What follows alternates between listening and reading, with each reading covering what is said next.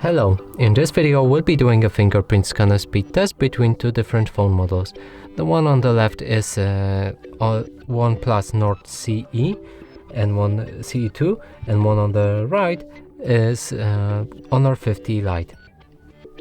So the fingerprint scanner on OnePlus is located right here, and on the Honor 50 Lite it's located on the right side right here.